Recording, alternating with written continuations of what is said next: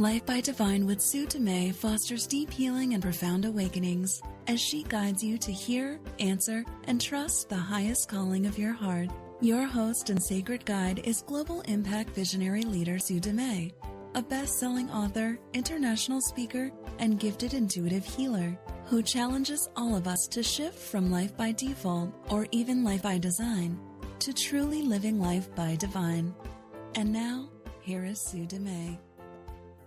Welcome to the show. It's an honor and really a privilege for me to be here again with you each week and sharing your life, dropping guidance and insight into your hearts and your minds, and expanding your way of living. And my intention is always about inviting everybody to embrace and accept where or how they're living today, but also to move more and more toward living life by divine, where we allow that divine force of love to animate our humanness and allow us to embody our humanness, but also embody our divinity at the same time. It's essential right now with everything that's going on in the world that we all learn how to stand up inside of ourselves, hold our light, and make a conscious choice for love over and over again. And I know that it can be easier at times and more challenging at other times. So today's topic is definitely timely. I've touched on it before, but I really feel it's come back in, and a lot of people are asking me how to, the difference between the masculine and the feminine, and how to actually bridge this perceived great divide or separation between men and women right now. So the topic today is why healing the feminine must trigger the masculine. I'll say that again. Why healing the feminine must trigger the masculine. It must. It's the only way. So as much as we can look into the world and look out at what's happening and judge it or be afraid of it or be impacted by it on a really deep level, of course, as a human being having these human emotions, we're going to have that process, we're going to have that experience on a human level. And at the same time, from more of a global perspective or a soul perspective or a universal perspective, there's actually a perfection playing out right now. When I first received this insight, this vision, it brought me great peace at a time where I was really struggling to make sense of what was going on in the world. So I'm grateful to share it with you today. I want to talk about how the feminine energy, it's been on the rise for a long time now. And there's more and more women standing up, taking a stand, speaking our truth, saying, having a voice and saying, okay, what we've tolerated, we are no longer accepting. What we've tolerated in the past, we're no longer accepting. So behaviors, gestures, comments, all those kinds of things, women are no longer tolerating it. We've put up with it, and we've adapted over the years to allow and enable this behavior. And it's not happening anymore. We're building a real zero tolerance for it, for unexpressed, unwelcomed gestures or comments from men. Now, for the longest time, this behavior has been tolerated. It has never been full acceptable. It's just been tolerated. Now that women are no longer tolerating it, and women are no longer suffering in silence about it, and no longer sitting in shame, in the silence of shame around it, there's a big uncovering, a big reveal that's happening right now of situations that have happened in the past and or situations that are still currently happening. This is essential. This is an essential part of the healing for the feminine, for all women everywhere, all together, all at once. We need to take this stand. Now, some of us will be inspired to publicly and outwardly share our trauma, our wounds, our experiences. Other women will just need to share it privately with maybe one person or a counselor or somebody that they feel safe with. So how we share, how we take a stand as women is going to look different for each one of us. I happen to have more of a global platform and a global voice, so my calling is to speak more globally and to share publicly some of the situations that have happened to me. And I'm not going to probably go into them today because I've shared in different episodes, but some women will feel more compelled to have more of a public stance around it, while others will stand up inside themselves, speak their truth, but more in a private forum. And I just wanted to give you all permission just to do what feels like a choice for peace for you. What does your heart need to heal? What do you need to heal? And follow that path. So there's no right or wrong way. There's no good or bad way. It's just what is for you, and your path is really what you need to discern. And that is in your heart. That recipe is in your heart. How and when you share is in your heart. When we see women taking a stand and uniting together, there's a divine strength, there's a divine courage and a profound level of love that's emanating from all of us in that. And what's happening is we're standing united, we're coming together as women saying no more, enough is enough. And we are calling out people that have been past abusers or current abusers, and or men that just don't know that their behavior is not acceptable, never has been acceptable, has only been tolerated. So we're calling all that out to the surface. We're calling it all out into the light of awareness so that we can all heal. As women, we can all heal our collective wounds, and then there's an invitation for men as well to heal their wounds around it as well. The challenge is in the beginning, on a surface level, it appears to be a recipe that's creating more of that great divide or the perception of separation. And when I saw that in the beginning, I really was impacted by it because I teach oneness. I teach, coming together. I teach unification. I teach unifying us in love for each other and our planet. That's my mission. That's my calling. That's I live and breathe that.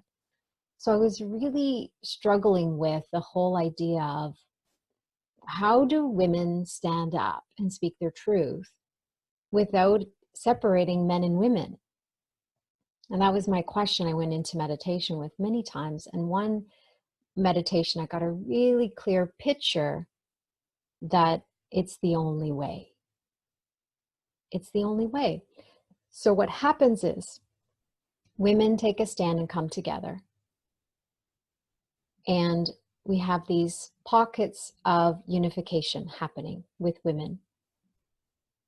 And we can have pockets of unification with young girls coming together and sharing their stories and feeling empowered, feeling like they can heal and release the shame and the hidden wounds that they've held for a long time, or those hidden sore points that those traumas that we've held for so long. When we bring those into the light of awareness within our groups where we can unify in love and hold each other in that compassionate energy of witnessing, then we can actually heal. Now, some of us will need to outwardly speak about this. Some of us will need to call out our abusers, and that's part of their process. Not everyone needs to do that. I'm just saying some of us need to do that as part of our healing. And if that's your case, if that's for you, then make sure you have some women standing beside you that can hold you in that beautiful space of compassionate witness, because it's a challenging path for sure. Although if that's your path, it's purposeful. I've also seen a lot of women standing up and being a voice for other women And I know recently I just saw something around the RCMP here in British Columbia, Canada, and there was a woman who was kind of like became a spokesperson. She was actually fighting her own fight and kind of running her own, you know, campaign for exposing what was happening. And she ended up being a spokesperson for a lot more women who came forward. So she's kind of the support for them, and she's like a go-to person. She's a voice for them, and that's her part. It's very purposeful. And when I was watching her speak, she was very clear that she knew in her heart that that's what she was meant to do. When we have these pockets of these pockets of unification happening with women, it triggers men.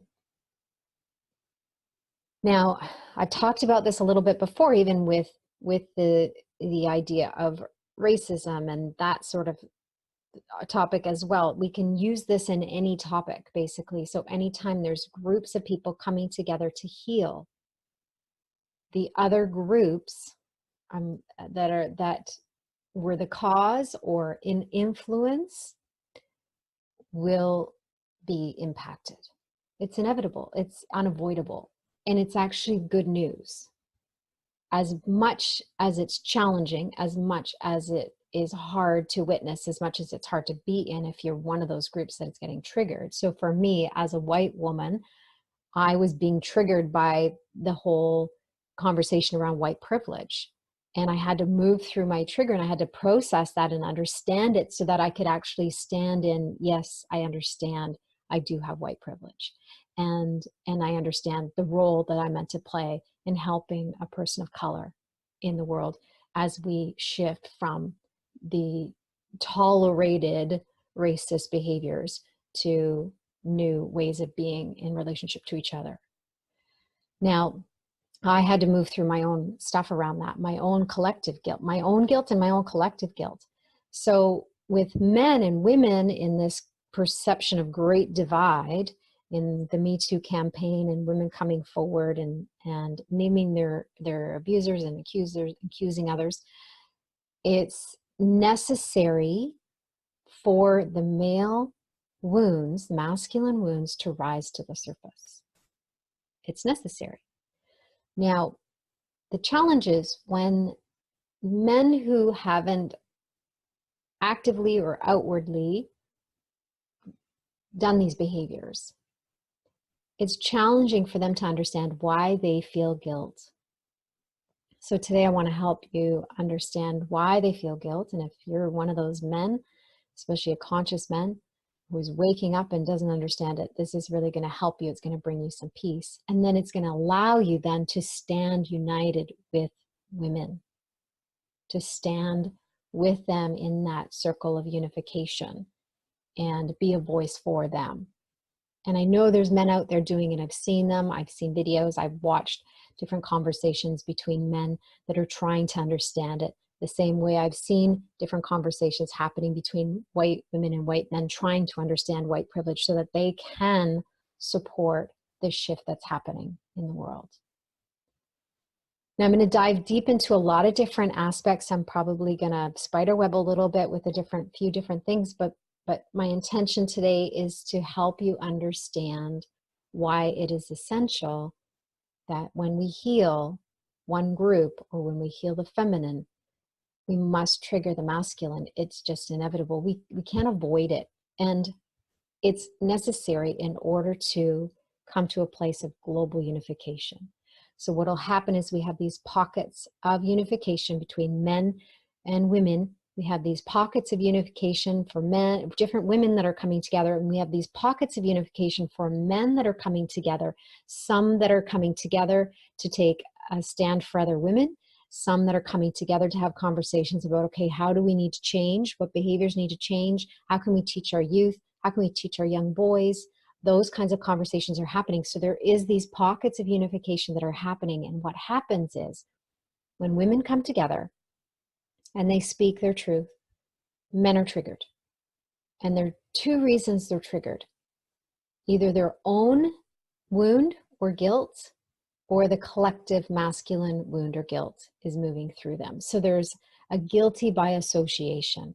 And when you're feeling guilty by association, when men are feeling guilty by association, even though on a deeper level they know they're innocent, or on a conscious level they know they haven't done anything, they will feel guilty. They will feel it like it's their own. And instead of sitting in the guilt, they'll justify and change it based on what they know in their conscious mind. I'm not guilty, therefore. And this is all happening on a deeper level. So it's not necessarily what they're conscious of, but this is the process that happens. You feel guilty and you want to feel better. So then you actually shift into defense. Innocent men will go into defense, which will feel like attack. Women are already sensitive and have been vulnerable for a long, long time, and they will stand in defense. So we don't need people to defend. We don't need you to defend your honor. We don't need you to defend your neighbor. We don't need defense.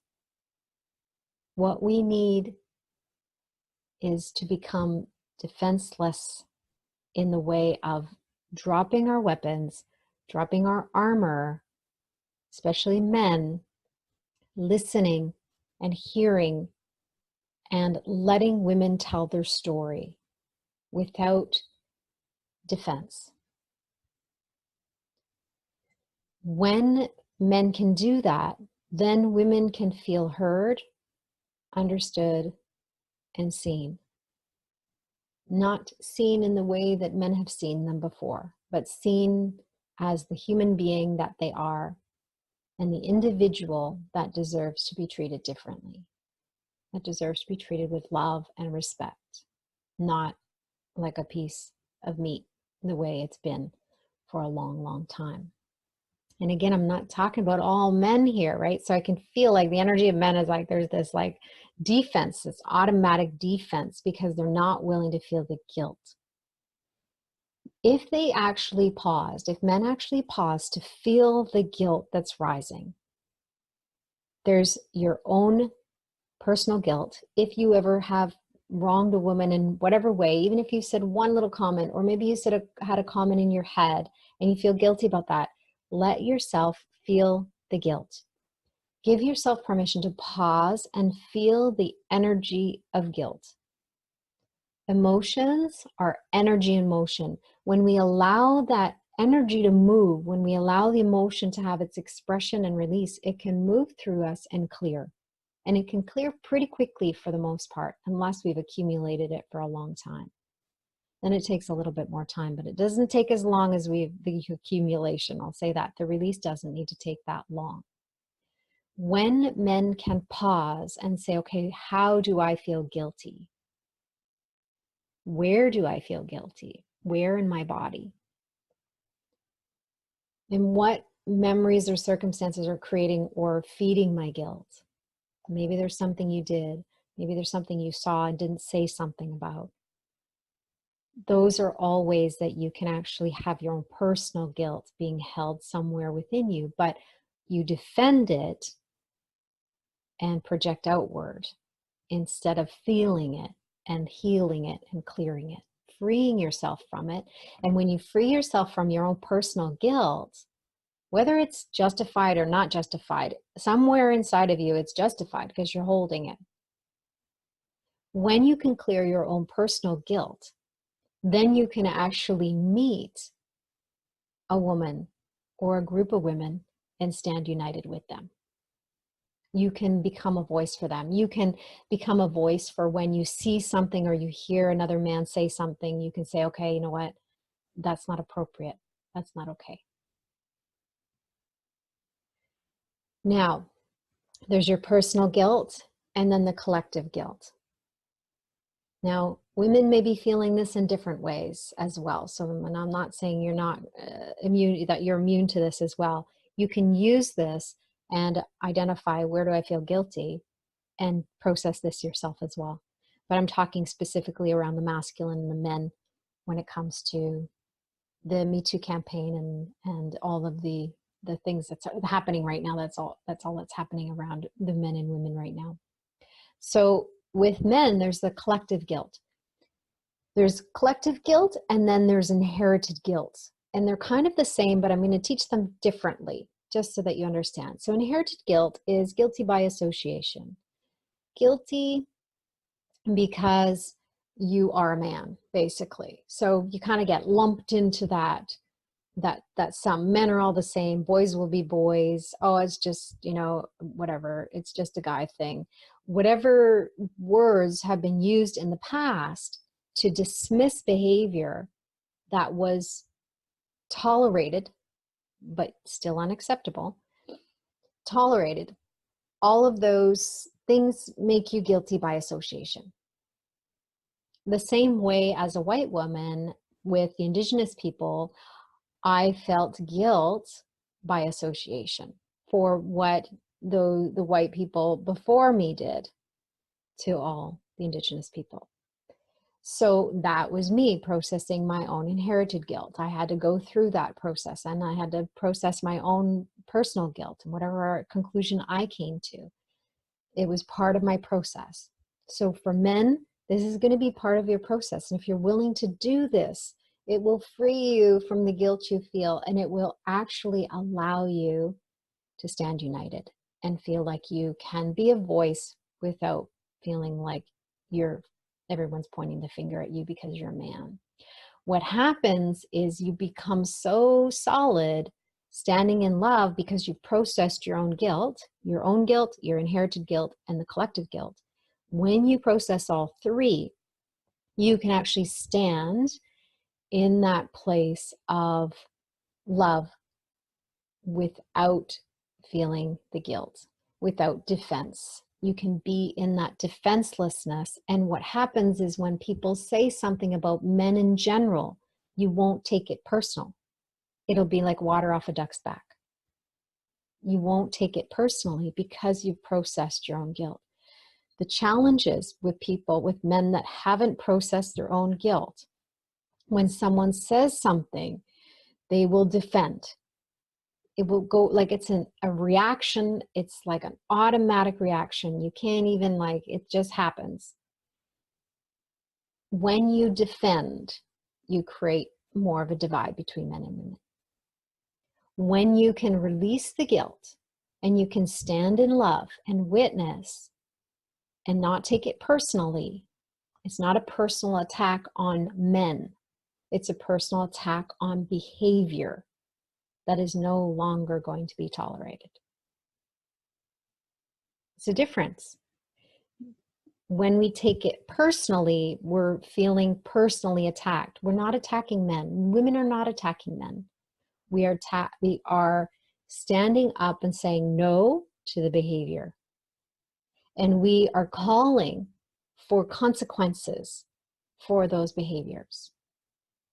We are calling for accountability, responsibility for those behaviors and the impact it's had on women individually and collectively.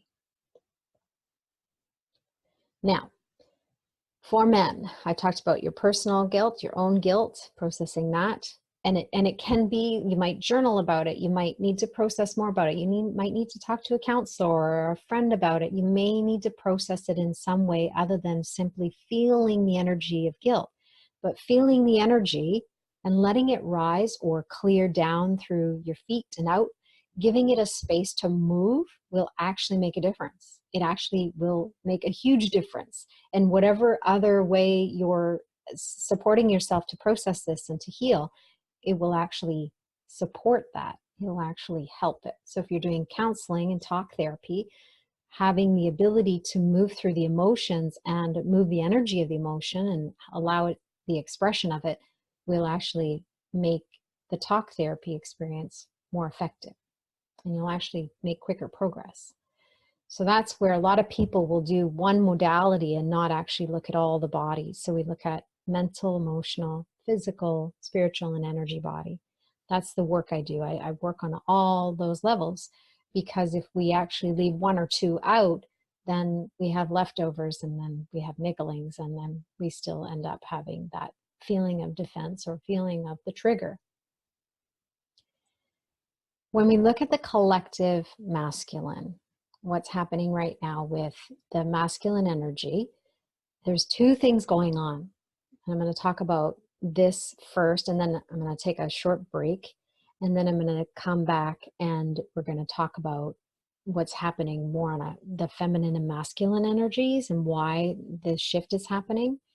So the collective masculine, in the way of the guilt in relationship to everything that's coming into the light right now, is necessary to heal as well. So there is that guilt by association, but there's also that collective guilt. All the masculine, all the men will kind of feel that collective guilt rising right now. A lot of times it'll rise up within kind of your experience, your body or your energy field, and it'll kind of feel like your own. And then other times we can actually invite it to clear outside of ourselves. And I do that a lot within our community for people that are light workers that have a lot of collective energy that rises through them. We actually create a vortex. I have a vortex in the center of the Heartland Living community. And we use that energy vortex to help channel the collective energy that's clearing. So that can be invited for men. I had a client recently, we just kind of put that energy just outside of their field, so it was actually easier to release the collective energy that was rising up to heal. And he didn't have to physically process it in his body because it was actually, he had enough of his own processing going on. So it was getting very confusing. So we can actually move that collective energy outside of ourselves and allow it to have a channel to be released. And then we have that Mother Earth kind of masculine energy discharging too. So there's a lot going on right now. So we'll stick to personal, the men right now. And the invitation is really about, can you drop your defenses?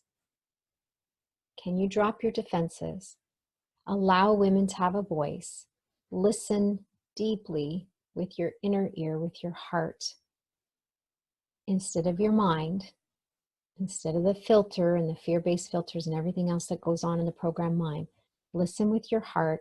Hold that space of loving compassion. Be the compassionate witness in your defenselessness. Be that lighthouse or that beacon of love for them. Be that foundation of support, even if you don't understand. Then we can shift from defense into unification. Then we can shift from separation to unification. Then we can shift from separation to oneness. It's going to take some time. And clearly, these behaviors have been going on a long time. If you need some support in navigating the shift that's happening right now, my second to last book is called Stand Up, Stand Out, Stand Strong, a 30-day guide to navigate life when the shift hits the fan. And it's essentially a journey from the programming, projection, and judgment into love and oneness. How do we get from where we are into love and oneness and unification? That's what that book is all about. It's a journey to unwind your own mind and bring yourself into alignment as much as you can, to process your own stuff around it, and to use your life as a classroom to be able to heal at the deepest possible level, so that you can awaken at the greatest level possible, so that you can then be a voice of hope or a beacon of light or a foundation for someone else that needs it, that needs to lean on you. That is the idea of the masculine and feminine in the way of what's happening in the world right now, what's getting exposed. And after the break, I want to talk about how the feminine masculine energies are coming back into harmony and what that means for us. And it's not what you think. It's a neat ratio that needs to be understood, and it's actually what nature needs as well. So we can actually help foster that harmony between the masculine and the feminine energy, and we'll share more about that. I'll share more about that after the break. We'll be right back.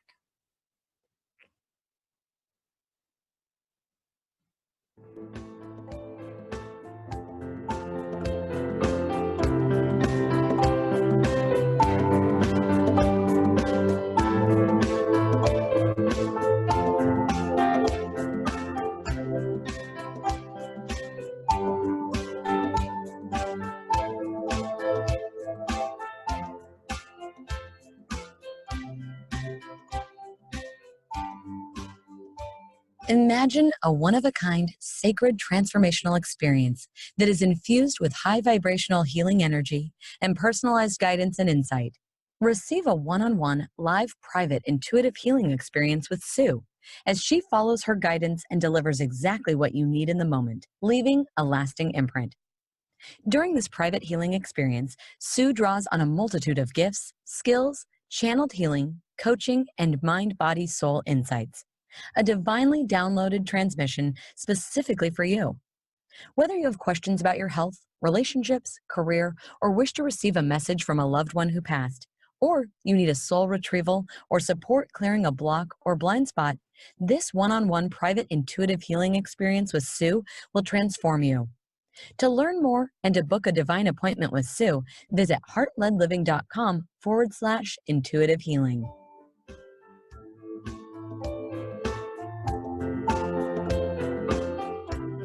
Welcome back. You are listening to Life by Divine, and I'm your host, Sue Dumais.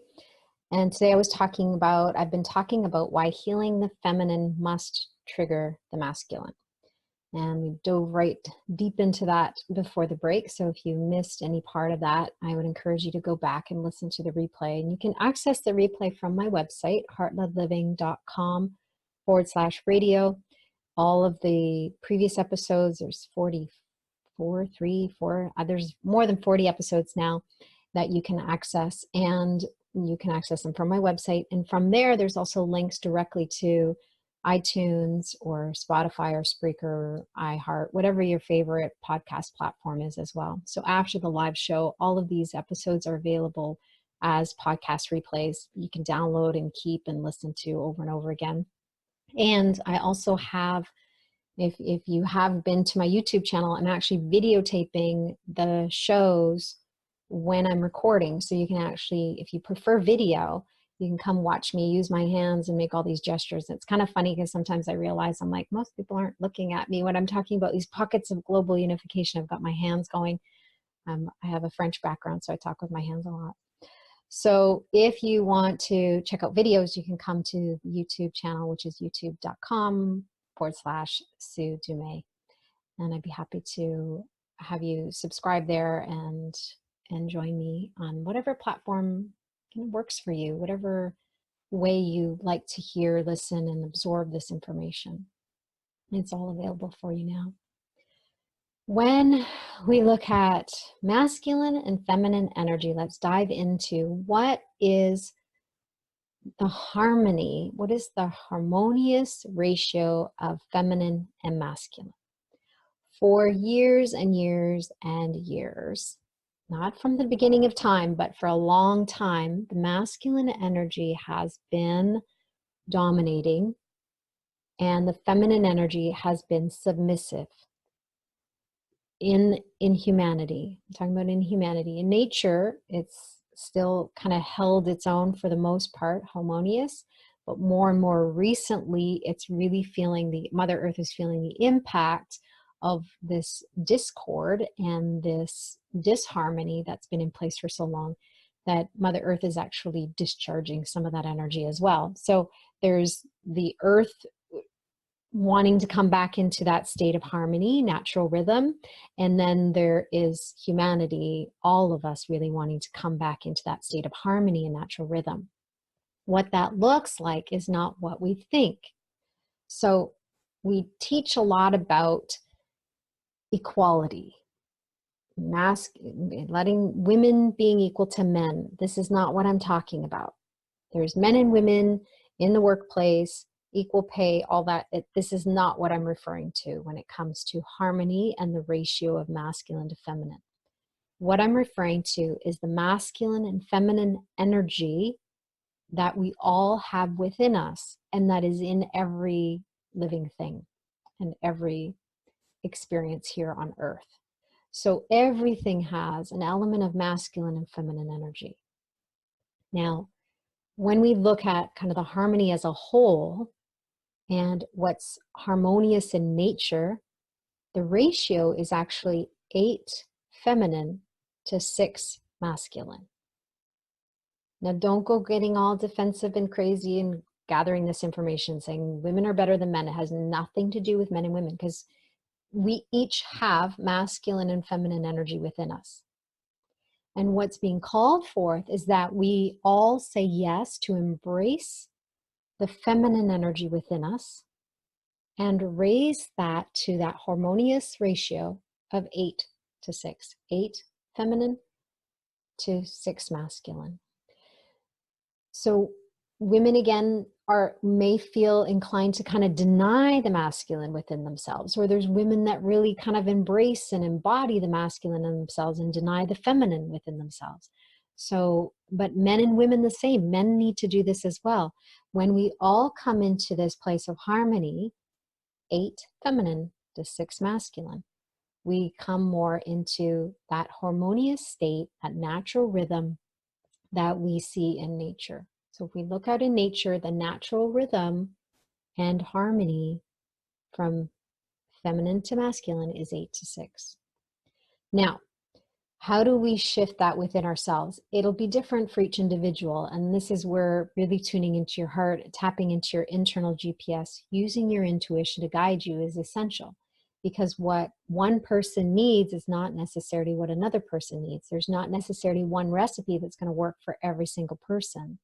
So to be able to tune in and really follow your internal guidance, that's the essential part of being able to embrace that harmony between your feminine and your masculine. So for now, ways to do that, or ways to explore that, is what is my relationship to the feminine within myself? You can ask that question and journal about it, or be open to explore it a little deeper, go into meditation around it. Another question would be, what is my relationship to the feminine outside of myself? Then shift into, what is my relationship to the masculine within myself? And you can ask the question, what is my relationship to the masculine outside of myself? I'm talking about masculine energy, and it might show up in relationship between men and women as well. You might see that you're more comfortable with women than men, or you might feel that you're more comfortable being around men than women. So that might show up that way on the outside, but it's the energetic expression that I'm looking for here. Now, the other piece to look at is, what are your judgments? What are your beliefs and judgments about feminine energy? What do you think you already know? And then what are your judgments and beliefs? And what do you think you already know about the masculine energy within yourself and outside of yourself?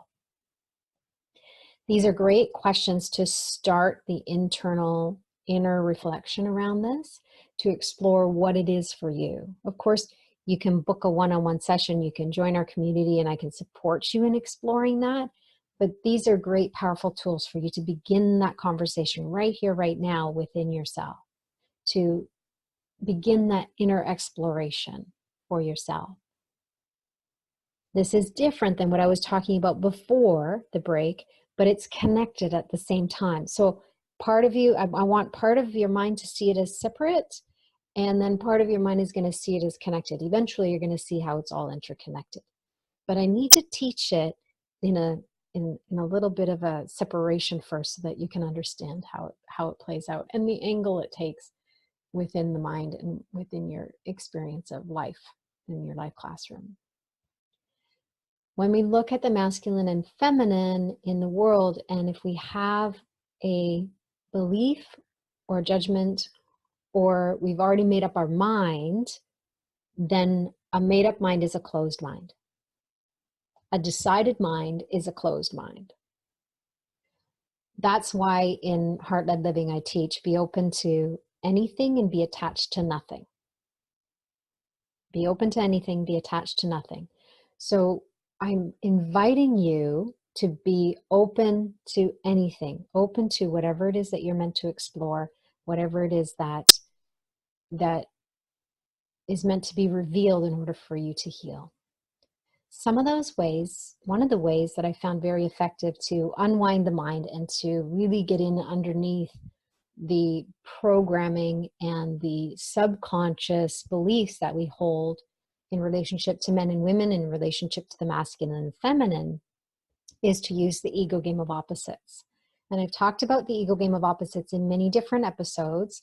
You can go back and listen to any of those ones around self-sabotage or unwinding the mind or healing the mind. I talk a lot about it.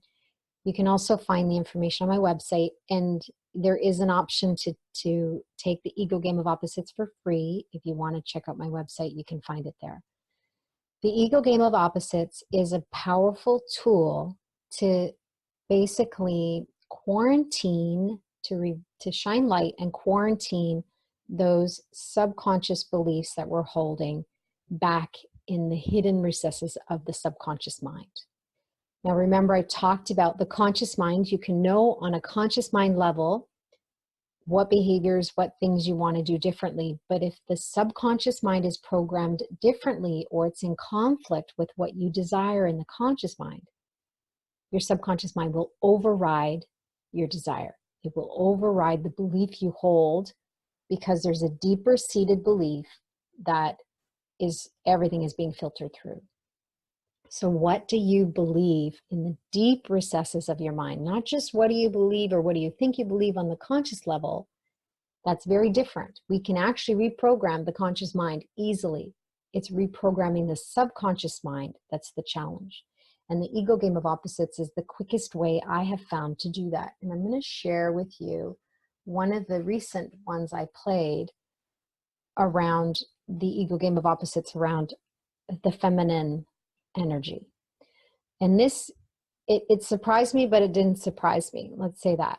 So what we're exposing with the ego game of opposites is a clever ego mind hack. Basically, the ego has embedded its own definition of a dictionary, its own dictionary definitions of all these different terms in life. So on a conscious mind level, when you talk about the feminine, you have what you believe you know about feminine energy or feminine. And then there's the egos, and then there's the world dictionary definition of the feminine. And then there's the hidden, clever, way back in the recesses of the mind, an ego dictionary definition that is a perfect recipe for sabotage and a perfect recipe to keep us running on a hamster wheel. When we can expose that dictionary definition that's programmed in the mind, quarantine it, delete it, and reprogram it, create a new definition, one that's more in alignment with your heart, one that's more in alignment with spirit, universe, or God, then you can feel these instant shifts. And I've seen people that have had self-sabotaging habits and strategies that they just couldn't overcome for years. And I've seen those healed instantly. And it's happened for me as well. So it's a powerful tool, the ego game of opposites. You can check out my website, heartledliving.com, and you will see the ego game of opposites on the homepage on the right. I've talked about it, but there's a free Heart Yes check-in gift set that our Heart Yes gift set that I've just created. You can check out and you can join my free membership and receive that gift. Now, the ego game of opposites, what I did is I asked for, what do I believe about the feminine? Because I was feeling triggered by the feminine recently, and I wanted to expose what was hidden in the recesses of my mind. So I asked to kind of get in underneath the trigger, and I started to feel it, and I started to feel this feminine energy, and I felt the energy of being forced or having no choice. Now, some of this was my energy that I was feeling, but it was also some of the collective feminine energy I was channeling and releasing. So it was both. So I wanted to determine what I was personally holding in my subconscious mind so that I could heal it. The feminine forced or no choice was the first definition that came through. So this is the ego's definition in the dictionary of my subconscious mind. And it's crazy making, and it's pretty intense. I don't know how much I'll read of it. It's a whole page, but I'll read parts of it. So basically, in the dictionary definition of my mind around feminine, the words that came is obey, follow orders, respect your elders, listen, follow the rules, you're obligated, loyal, do what you're told, be obedient. If you don't, you will be punished.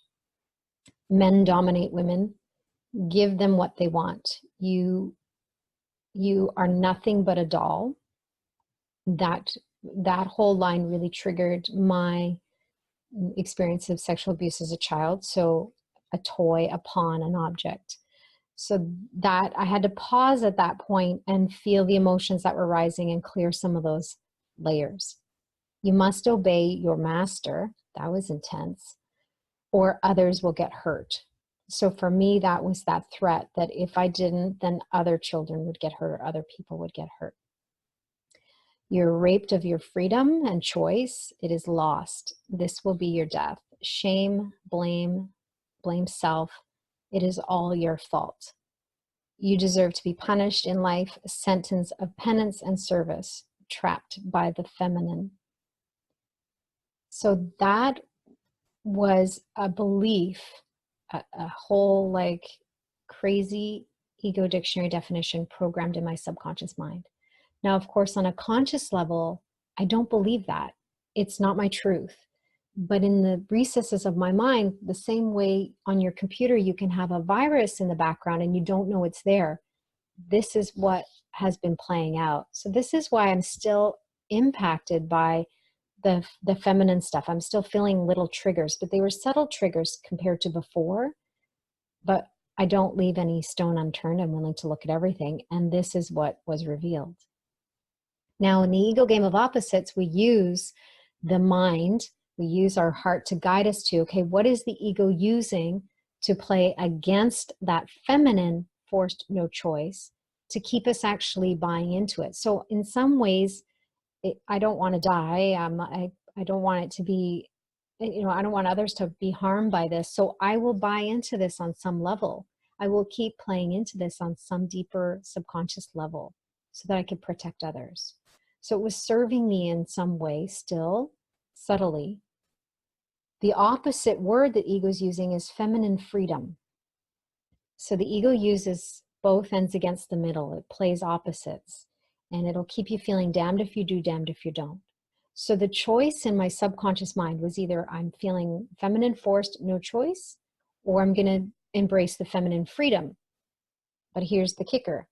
This is the definition of feminine freedom in my subconscious mind. Not what I believe it is in my conscious mind, not what it is in the world's dictionary definition, but what is programmed like a virus in the back of my mind. This is what it revealed. Comes at a great cost, a profound loss of life. Many will and must die. Obey and others will live and survive. So that feeds into that other one, that forced no choice. If you obey, others will live and survive. Be afraid, be very afraid. Requires an upheaval. The last stand will cause death of many. It is safe to obey. Stay small. Inward freedom is all you have. Appreciate what you have. Be grateful for your life. You should be grateful for your life.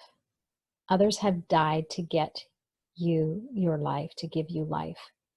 Appreciate your life. So there's all this guilt in here for being feminine freedom is like a recipe for guilt, basically based on what the ego is programmed here.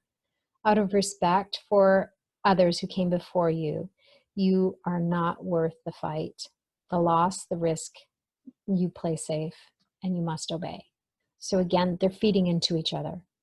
They're playing against each other and they're feeding into each other. And then there's a whole ego game of opposites within each one, making me feel like I'm damned if I do, damned if I don't. Now, when I shift to the reprogramming and I ask my inner spirit, I ask Spirit, God, the divine, to give me a new word or new words to replace those ego dictionary definitions. So essentially we quarantine them, delete them, and then replace the programming. New programming is in there. This is what came in. Feminine rising into freedom and harmony for all. Not harmony for all women, but harmony for all. Feminine rising into freedom and harmony for all. this is the new definition that came in. This is what channeled through as a gift for me and for you. Harmony for all, freedom for all. Men are trapped in their masculine roles. Most are seeking a way out. When we free self, we free humanity. It is serving the highest good of all to return to harmony. Mother Earth is also adjusting the feminine to return to harmony. It will look like a huge course adjustment. It is necessary. It is the only way to restore balance and harmony. 8-6 ratio will restore everything. Yes, there feels to be a sense of urgency. That is so everyone wakes up to play their part, to get others to listen, to take action, to personally course correct. Your course correction is essential. You are to play a big part now. You are ready. The world is ready. Say yes and allow the divine to work through you even more than ever before. Your body will be sustained by the divine, by love, by God. You are one with all that is. Be the one. The world is waiting for you now. No more personal preferences. Say yes. Just say yes. So clearly I've said yes. And every time I play an ego game of opposites, it really kind of brings more of me into alignment to the heart yes energy of playing the part that I'm meant to play. And sharing this message with you today and standing in love and meeting other people's fear with love as much as I possibly can, and helping people create a level of understanding at the mind so that we can actually get beyond those barriers and those filters and that fear-based programming so that we can move from the head into the heart and really make some beautiful shifts here so that we can all come back into that place of unification. It is going to look messy. It is going to be challenging. It is not going to be easy for you personally or for any one of us. And it's going to require all of us to dig deep and to gather our divine courage and to gather our divine strength. We all have it within us to say yes to play our part. Some people's parts are going to appear small. Some are going to appear bigger. But everybody's part is essential. Your part is essential. Whatever that is, your heart will lead you. You will be directed. You will know on a deeper level how you are meant to have impact. And we all have impact, no matter how small a choice or how small a part. Every choice and every part creates an impact. And every pebble has a ripple effect.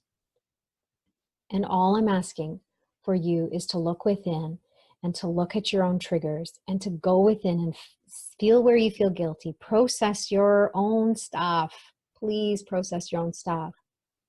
And do your best to be that clear channel in the world.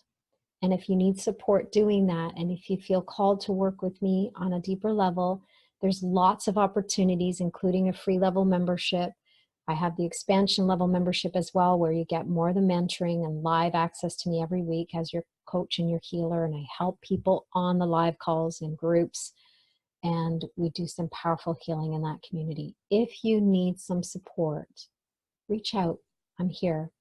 I'm here for you. In the meantime, keep listening to these episodes. Share these episodes. Spread the word. Just find me on social media. Let's connect. Let's create these global pockets of unification, individual pockets of unification, small groups, so that we can actually lead to that beautiful, global, grand scale, all global unification of all of humanity. That's really what we're looking for. I love you. I appreciate you. Until next week, namaste. You've been listening to Life by Divine with your host, Sue Dumais. Shift your consciousness from head to heart and enliven your soul as you discover how to lead with your heart and live your own life by divine. Join Sue in the growing global heart-led living community at heartledliving.com. That is heart, L-E-D, living.com.